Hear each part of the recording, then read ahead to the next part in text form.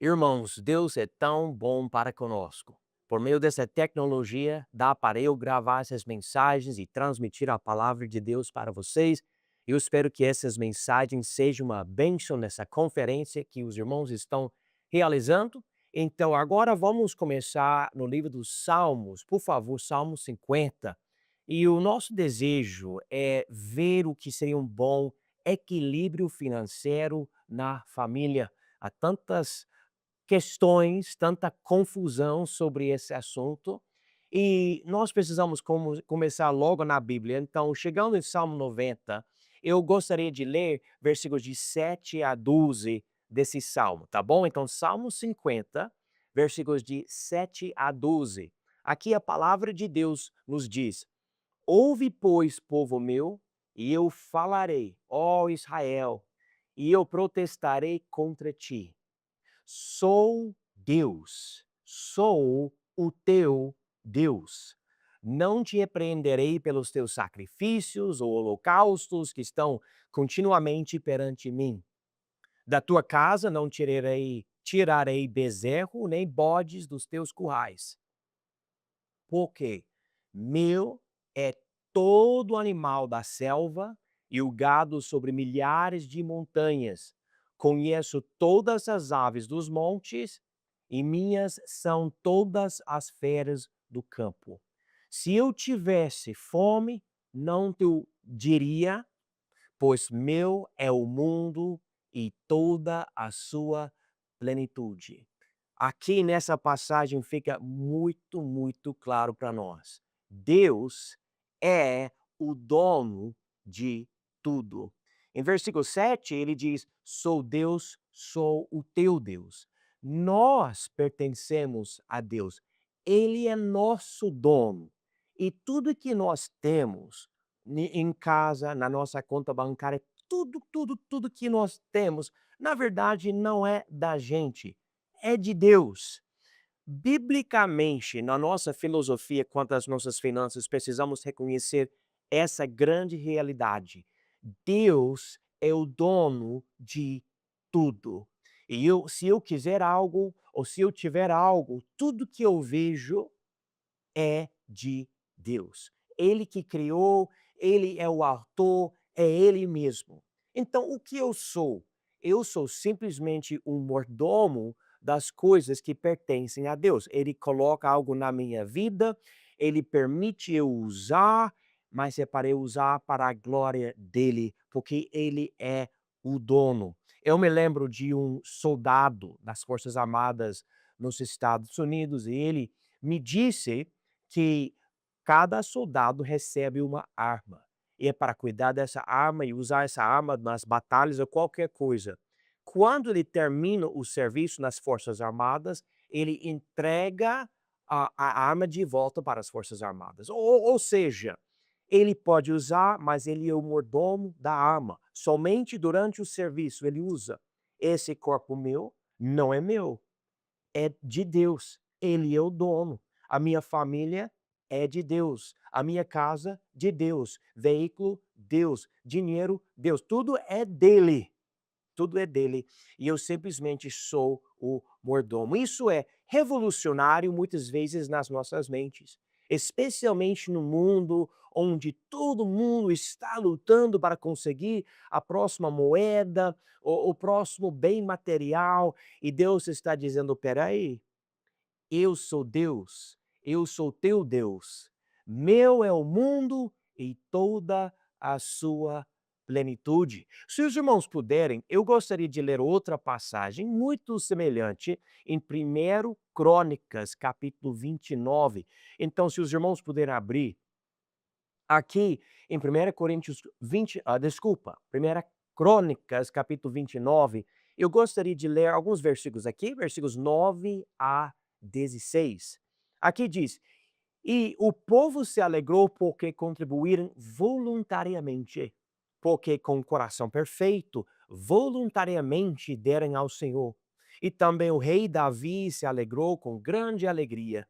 Por isso Davi louvou ao Senhor na presença de toda a congregação e disse Davi: Bendito és tu, Senhor Deus de Israel, nosso Pai, de eternidade em eternidade.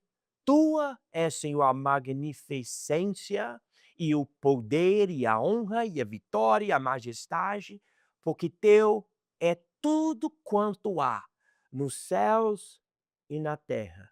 Teu é, Senhor, o reino e tu te exaltaste por cabeça sobre todos. E riquezas e glória vêm de diante de ti, e tu dominas sobre tudo. E na tua mão há força e poder, e na tua mão está o engrandecer e o dar força a tudo. Agora, pois, ó Deus nosso, graças te damos e louvamos o nome da tua glória, porque quem sou eu e quem é o meu povo para que pudéssemos oferecer voluntariamente coisas semelhantes?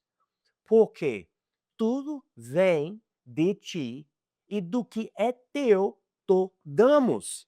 Porque somos estrangeiros diante de ti e peregrinos como todos os nossos pais. Como as sombras são os nossos dias sobre a terra, e sem ti não há esperança. Senhor, nosso Deus, toda esta abundância que preparamos para te edificar uma casa ao teu santo nome, vem da tua mão e é toda tua.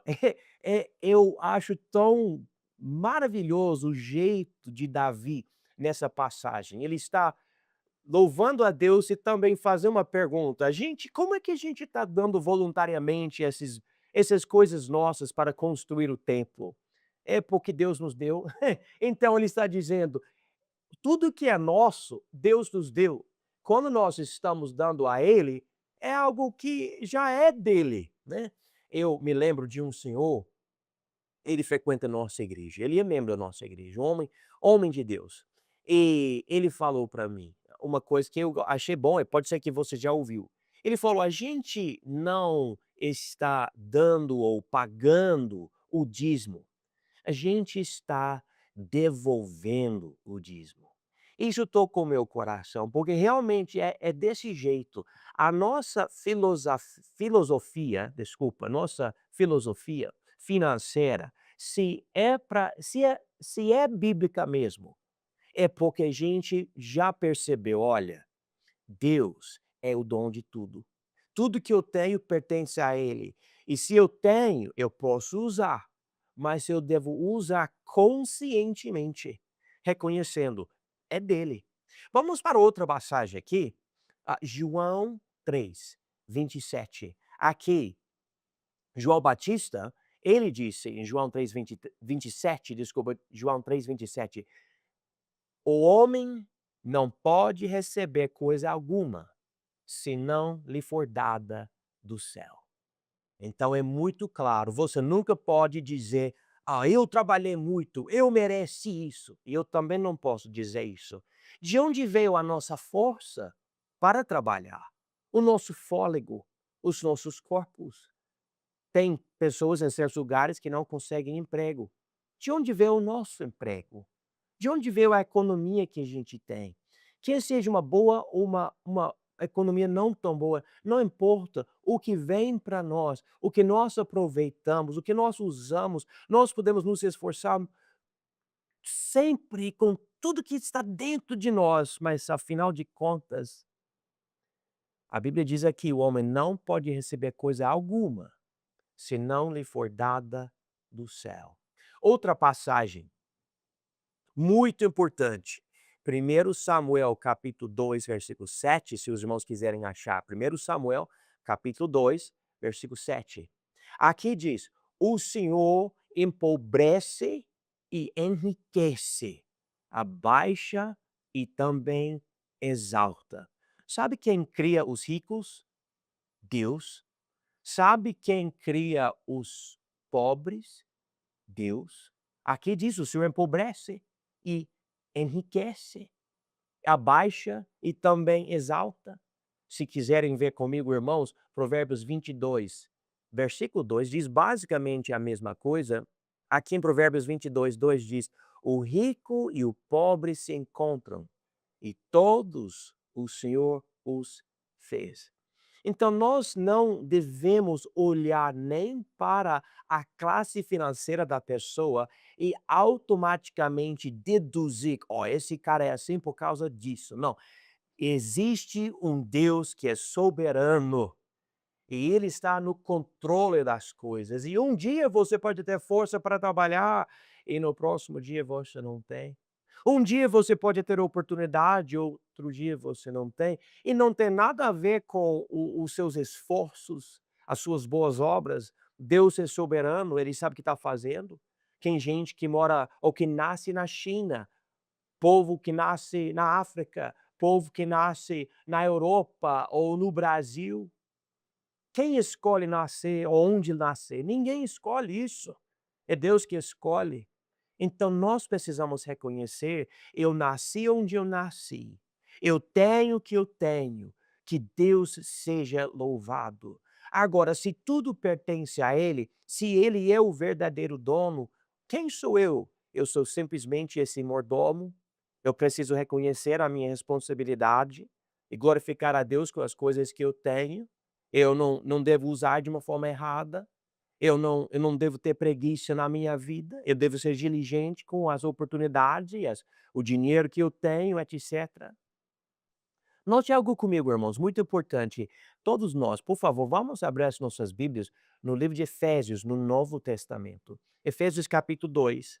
Isso é muito importante. Se você já recebeu Jesus como seu Salvador, então você é uma pessoa que reconhece a soberania de Deus e como Ele é para ser glorificado com as nossas vidas. E nós não devemos andar como as pessoas que rejeitem a Deus. Note aqui, Efésios 2, versículos de 1 a 3. Falando sobre a transformação que passamos na nossa salvação, o apóstolo Paulo escreveu o seguinte: "E vos vivificou, estando vós mortos em ofensas e pecados, em que noutro tempo andastes segundo o curso deste mundo, segundo o príncipe das potestades do ar, do espírito que agora opera nos filhos da desobediência, entre os quais todos nós também antes andávamos nos desejos da nossa carne, fazendo a vontade da carne e dos pensamentos, e éramos, por natureza, filhos da ira, como os outros também. Eu tinha um jeito de pensar, um jeito de viver. Eu tinha certos desejos e eu ia atrás desses desejos. Mas hoje não. Hoje eu sou salvo. Hoje eu tenho Jesus Cristo. Hoje eu quero glorificar a Deus que me resgatou por meio do sangue do Filho dele. E sim, no outro tempo eu andava segundo o curso deste mundo. Eu era filho da ira. Eu não me preocupava com as coisas de Deus, mas agora eu me preocupo. Por quê? Porque Deus é importante para mim. E eu sei, agora que eu conheço a Ele, mesmo a pessoa não salva, deve reconhecer isso. Não reconhece, mas deve, porque é verdade. Deus é o dono de tudo. E essa verdade deve mudar toda a nossa vida financeira, especialmente nas vidas de nós que somos salvos. Sabe, nós precisamos fazer uma pergunta: como é que eu abordo a questão das minhas finanças? Quando eu considero o dinheiro que entra e sai, eu tenho uma certa filosofia, ou eu não estou nem aí, o que entra, entra, o que sai, sai.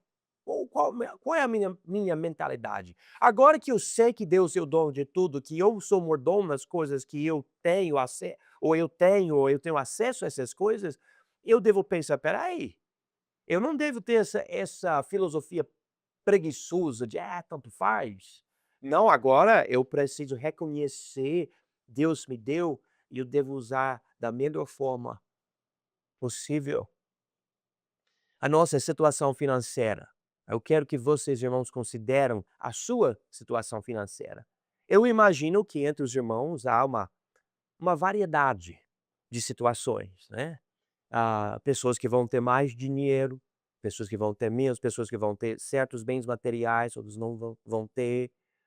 Ou irmãos que têm, vamos dizer, um veículo melhor, outros que talvez nem tenham carro ou moto, né? E isso tem a ver com idade e outras coisas também, mas nós sabemos que nem todo mundo é rico. Não, irmãos? E nem todo mundo é pobre também. Há uma diferença. Mas quando você considera a sua situação financeira, o que causou a sua situação financeira? Eu já falei, Deus está no controle de todas as coisas. Ao mesmo tempo, há certas coisas que acontecem que impactam a gente e a nossa situação financeira, e nós precisamos considerar. E às vezes as pessoas falam: eu tô onde eu tô agora", reclamando, vamos dizer, por causa do sistema, por causa da economia, a coisa está feia, por causa do governo. Eu, ó, eu compreendo, né, às vezes você vê umas coisas e você se pergunta: "Mas como assim?". É como que o povo assim, como o governo faz um negócio desse, né? Cobra tanto mas você não vê resultado, né, esse tipo de coisa. Mas também nós precisamos reconhecer algo, existe o resultado das nossas escolhas pessoais. Ao preparar essa mensagem, eu pesquisei, várias coisas que nós precisamos reconhecer e ver. Vamos dar primeiro rapidinho com o sistema aqui, especificamente aqui no Brasil. Tem o sistema tributário e, de uma forma, muita gente fala é um sistema muito injusto, né. Você é cobrado muito, sobre a sua renda, e sobre o que você consome e o dinheiro fica, crescendo asas e voando embora. Na hora que você recebe, você já deve o governo essa ideia. E daí, às vezes, você fala: "Eu preciso emprestar dinheiro", tomar emprestado roubar emprestado o dinheiro do banco e você vai lá e olha como eles querem cobrar uma taxa altíssima e você: "Ai, e agora? Como que eu vou pagar tudo isso?". E, você vê, você tem que pagar um imposto em certa parte da sua vida e daí você vai para a próxima parte e tem imposto naquela parte, tem a próxima parte que tem imposto de novo, você fala: "Mas eu precisei pagar impostos 3 vezes ou 4 vezes ou nem sei quantas vezes", e fica cada vez mais caro. Às vezes a pessoa fala: "Olha, a coisa está feia, a culpa é do governo. Se tivéssemos um governo melhor, a situação seria melhor". E precisamos a aceitar a realidade. Há escolhas erradas do governo? Com certeza. A gente sabe disso. É óbvio.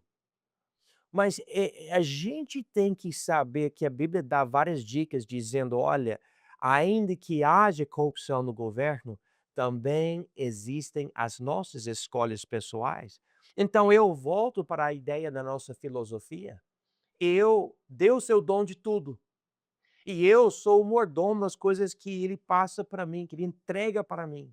Será que eu estou com uma filosofia que acaba atrapalhando o que eu poderia fazer? Será que eu tenho um jeito de pensar que afeta negativamente as finanças da minha família?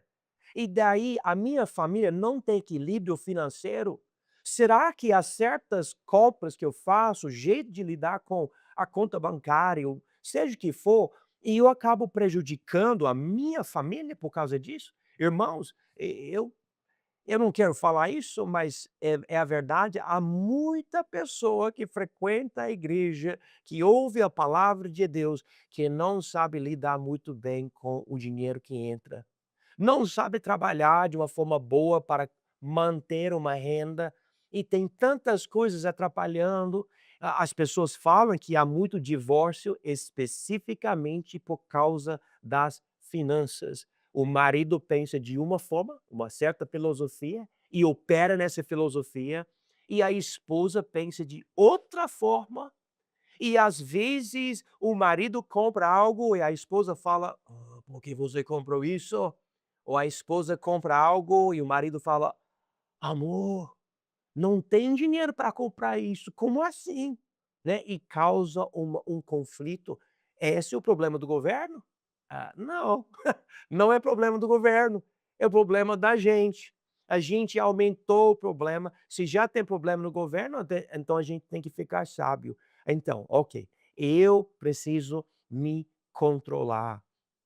Eu estava considerando algumas coisas, eu li algumas estatísticas que, oh, são tristes. Por exemplo, só eu estou olhando aqui, eles falam que 70 milhões de brasileiros, ou seja, mais de 40% da população adulta, ah, ou está com um crédito restrito, ou seja, no Serasa tem um nome sujo, já 40% da população adulta. Nós estamos vendo então um grande problema, pessoas estão comprando coisas e não conseguindo pagar as contas, né. Às vezes, é simples, vou dar um exemplo de como isso acontece. Você vê um celular que você gosta e é muito caro, e outros têm, então eu quero também. Tira fotos legais e sei lá. Em vez de você gastar uma quantia menor, você gasta mais do que você tem ou vai ter, e daí você não tem como pagar outras contas e você acaba ficando com o nome sujo. Eles falam que quase 8 em cada 10 famílias brasileiras, ou seja, cerca de 70, 80% das famílias, está endividada atualmente. 78% é muita gente, muita gente. O que eu estou vendo é que, no geral, existe uma filosofia errada que, sabe, acaba complicando a situação. Já tem a situação no governo, já tem a situação de uma economia que às vezes o real não é tão forte e comprar coisa de fora com imposto é muito difícil. E daí tem esses outros problemas que o povo muitas vezes não tem uma filosofia boa na área financeira e não pratica o que é certo e acaba complicando a vida mais ainda, porque não compra o que deve comprar, não espera na hora de esperar, não trabalha diligentemente do jeito que deve, sempre, sabe, criando, desculpas esfarrapadas para dizer: "Ah, não dá, isso não dá", né. E não é muito legal. E na minha pesquisa eu descobri algo que é muito triste, mas bilhões, bilhões de reais estão sendo drenados diretamente dos orçamentos familiares. Muitas vezes do dinheiro destinado à feira e ao supermercado para apostas esportivas online, eu acho que em português é bets, e jogos de cassino digital. Pessoas com pouco dinheiro pensando: "Não, mas eu estou precisando de dinheiro, eu vou fazer algo com essas apostas esportivas online e se eu conseguir um dinheiro, daí eu pago as minhas contas", sei lá. E se torna um vício. Nós também vemos o problema de parcelar até coisas de consumo diário. Você compra algo hoje, você usa somente hoje, mas você paga mais 10 vezes ou 12 vezes. Eu vou falar para os irmãos, isso não faz muito sentido. Não faz muito sentido, é melhor não comprar, do que comprar algo hoje e você vai pagando, pagando, pagando desse jeito. Tem certas coisas maiores, talvez você tenha que parcelar, e você precisa mesmo. Mas esses de consumo diário, a gente realmente tem que pensar: "Deus me deu o dinheiro que eu tenho, mas esse dinheiro é dele. Eu sou o quê? Eu sou mordomo. Eu preciso cuidar, eu preciso usar da melhor forma possível. Mas nós estamos vendo essa filosofia de não usar corretamente o dinheiro. Eu poderia dar vários outros exemplos, mas eu queria dar para os irmãos uma ideia de algumas filosofias e o que a Bíblia fala contra essas filosofias. Essas filosofias não são bíblicas, a palavra de Deus é contra, Deus está nos ensinando: "Olha, existem várias filosofias no mundo que as pessoas têm e acabam afetando o jeito de lidar com dinheiro e bens pessoais, mas eu tenho um caminho melhor. Então vamos ver rapidinho essas coisas. Se os irmãos puderem abrir as suas Bíblias novamente, em Provérbios 28, versículo 20. E a primeira filosofia errada quanto à nossa vida financeira é a mentalidade de enriquecimento rápido. Eu falei um pouco sobre isso, quanto a essa ideia de fazer essas apostas online, tudo tentando, sabe, ganhar dinheiro rapidamente. Mas a Bíblia diz que essa impaciência, realmente a motivação é impaciência. A Bíblia diz: "O homem fiel será coberto de bênçãos, mas o que se apressa a enriquecer não ficará impune". Você vai sofrer dano. "Ah, não, tem um jeito aqui agora". Às vezes eu converso com as pessoas e as pessoas me falam: "Não, mas, vai dar certo". Eu me lembro de uma pessoa que procurava tanto me colocar dentro de um esquema para eu, sabe, usar parte do meu dinheiro para ganhar mais dinheiro. E eu já sabia desses jeitos errados de ir atrás de dinheiro. Eu descobri que esse homem e outros aqui da minha cidade perderam milhares de reais.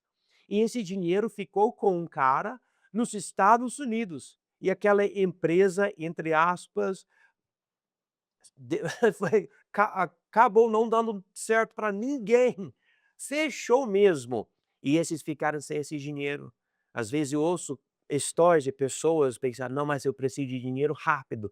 Não, não, você precisa ser diligente no seu trabalho. Você não precisa ir atrás dessas coisas. Você vai sofrer dano e a sua família vai sofrer. Segunda filosofia, nós vamos para, no livro de Segunda Tessalonicenses, irmãos, capítulo 3, Segunda Tessalonicenses 3. E a segunda filosofia errada, talvez nem seja uma filosofia, mas é negligência. É uma coisa motivada pela preguiça.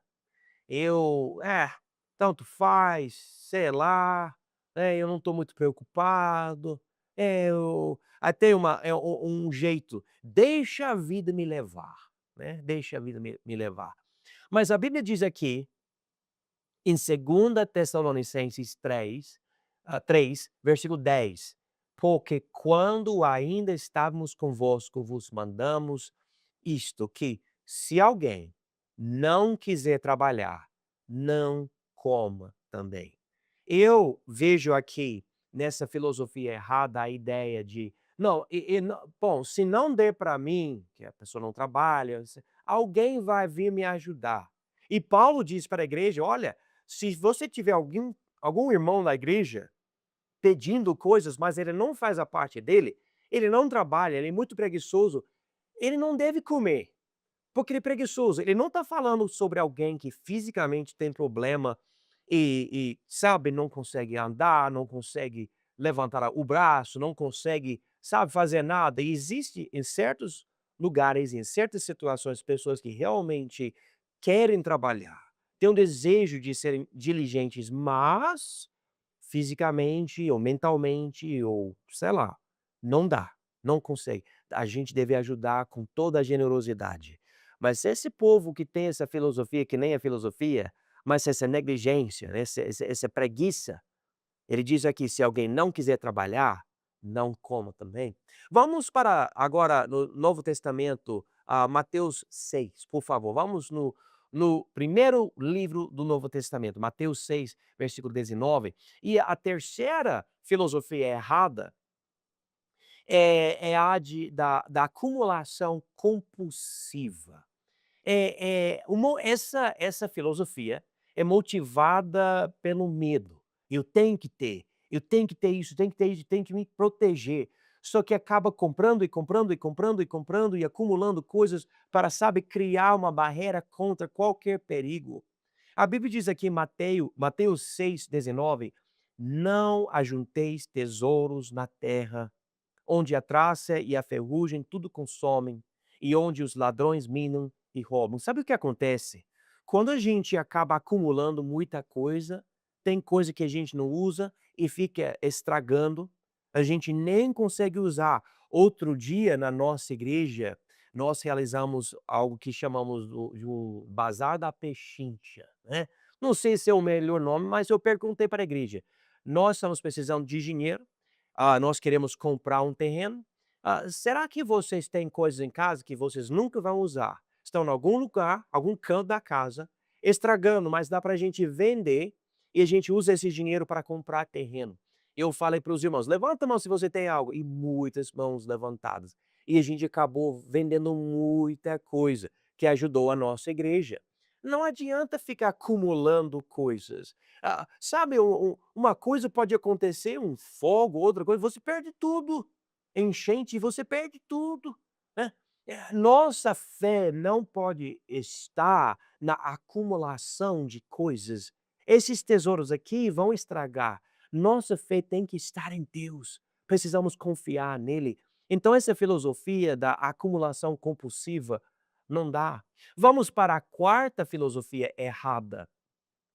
Abra aí, irmãos, nas suas Bíblias, Provérbios 21. Provérbios 21, nós vamos ver versículo 20. Mas esse erro aqui é o consumo impulsivo. Impulsivo, desculpa.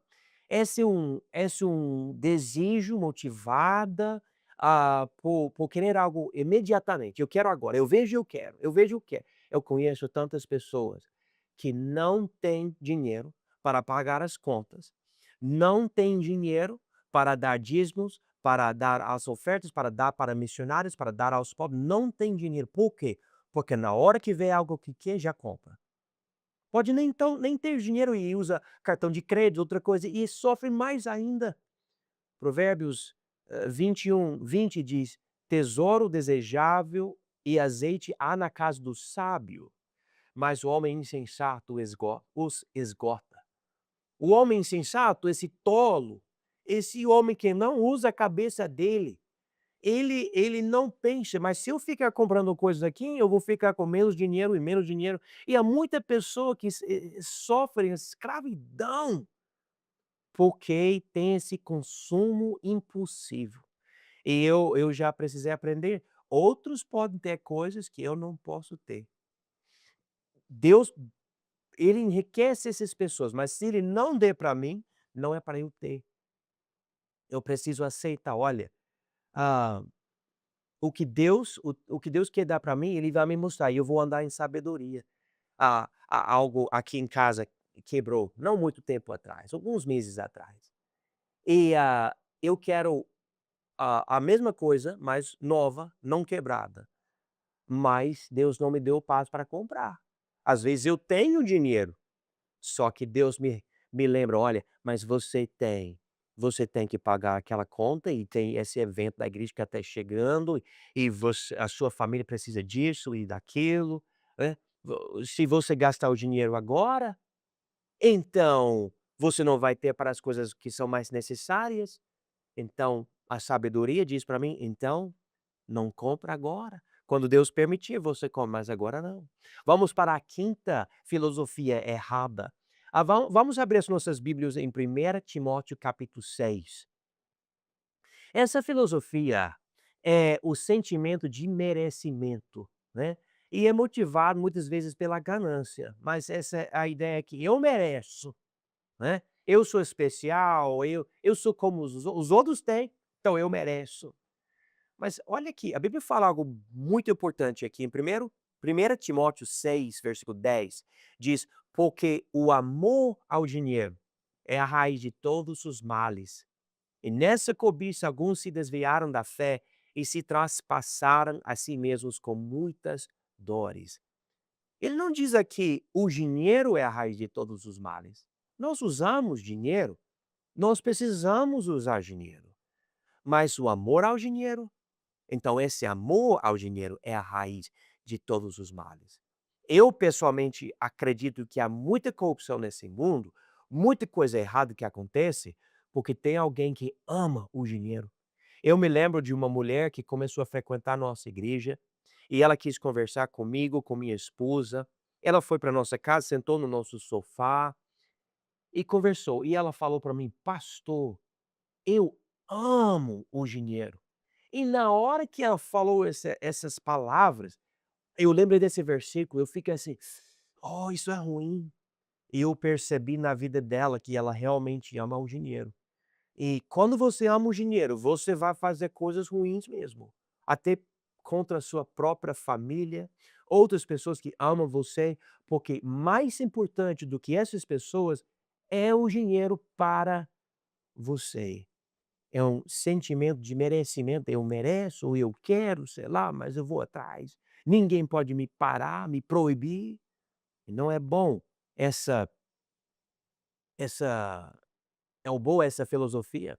Há uma expressão: "Farinha pouca, meu perão primeiro", né. Ou quando tem pouco, o pouco pertence a mim. Eu, às vezes, encontro pessoas, eu noto, essas pessoas realmente têm uma filosofia assim. Não tem assim. É uma filosofia ruim, estraga relacionamentos, estraga o que você poderia fazer para ajudar os outros. Vamos ver a sexta filosofia errada, né. Vamos abrir as nossas Bíblias em 1 Timóteo capítulo 4.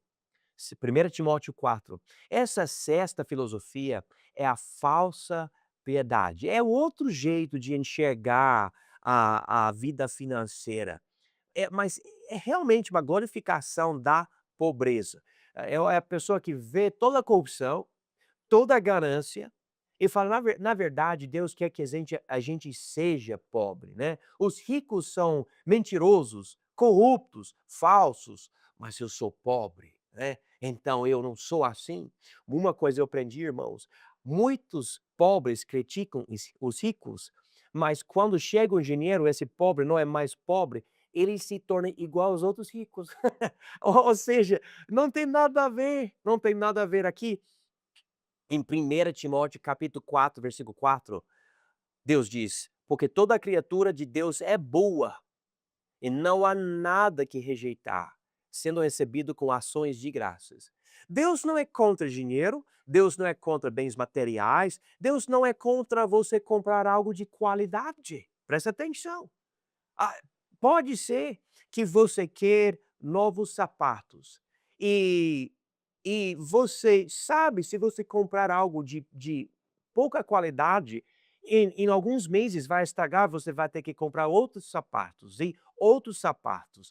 E você acaba gastando mais dinheiro por comprar algo de menos qualidade, né. Então a gente tem que pensar: "Não, espera aí, isso não é muito legal". Eu acho que é uma expressão, o barato sai caro, acho que essa é a expressão.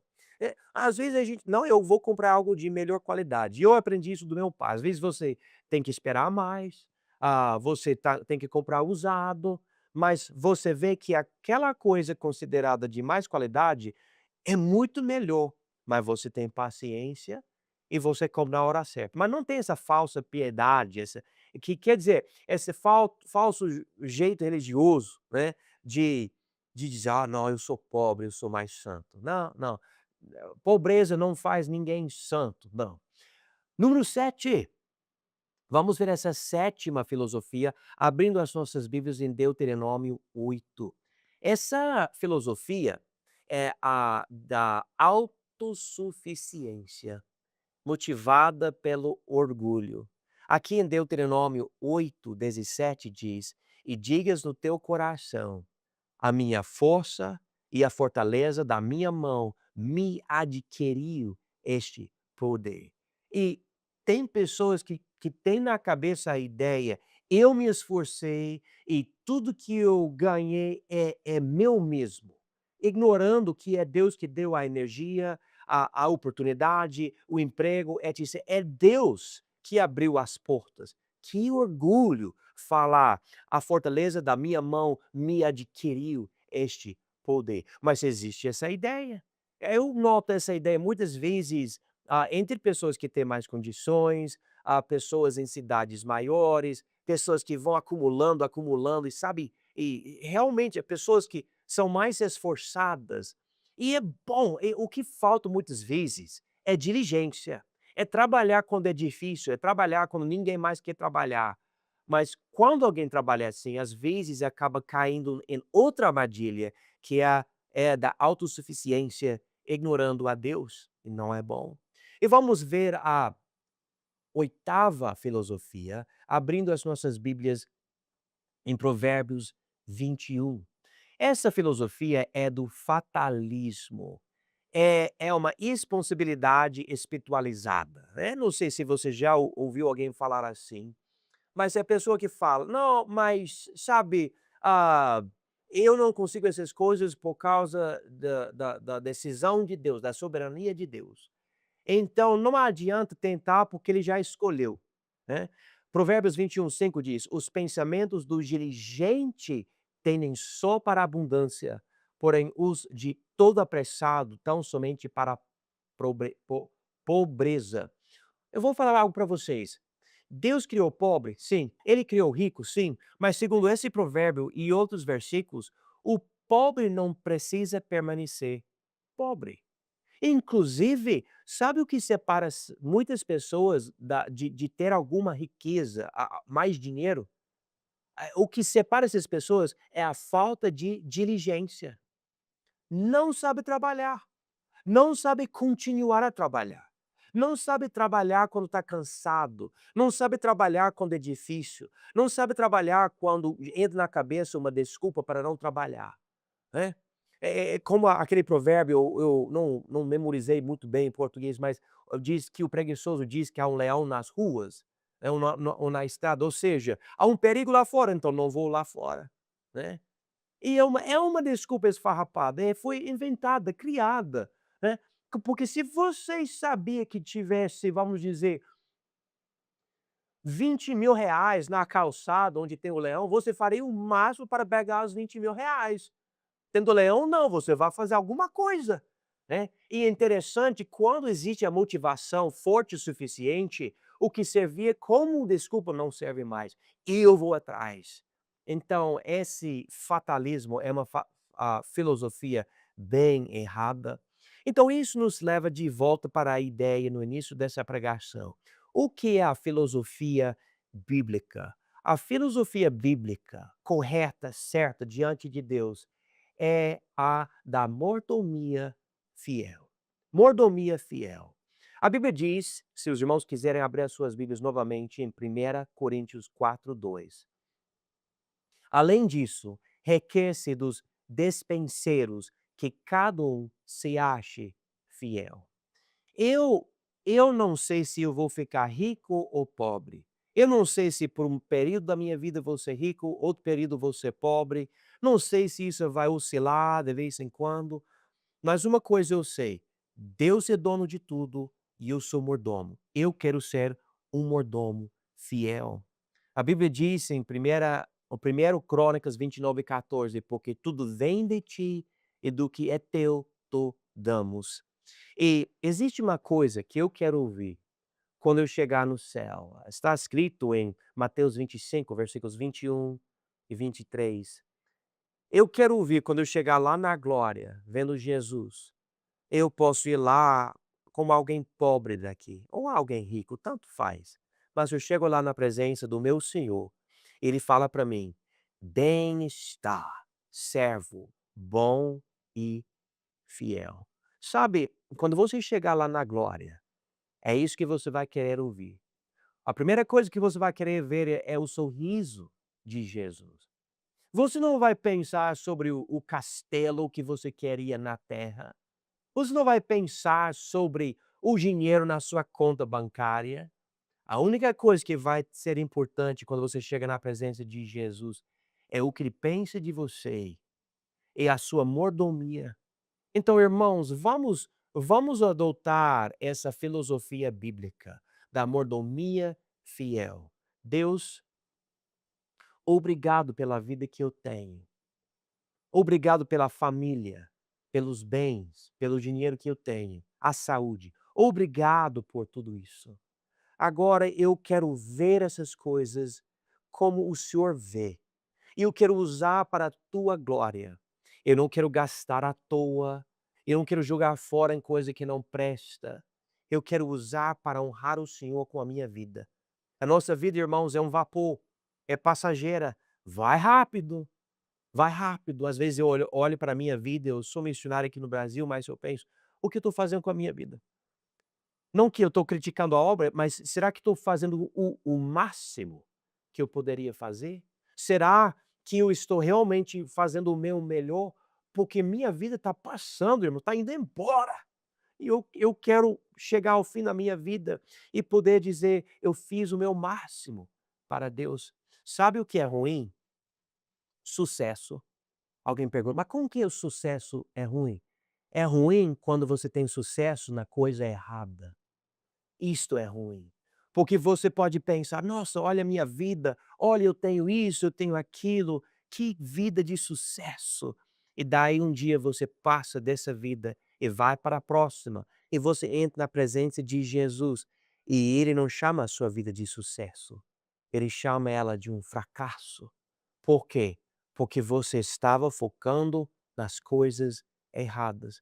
Irmãos, por favor, vamos jogar fora as filosofias desse mundo e vamos adotar a mordomia fiel. O que eu tenho veio de Deus e eu vou usar para a glória dele.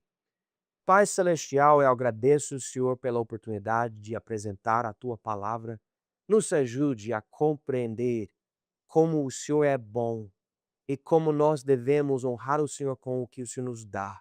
O Senhor é o dom de tudo e nós precisamos ser bons mordomos. Nos ajude, Pai, por favor, dê para nós um sincero desejo de honrar o Senhor com o que o Senhor entrega nas nossas vidas, para que o Senhor seja glorificado mesmo.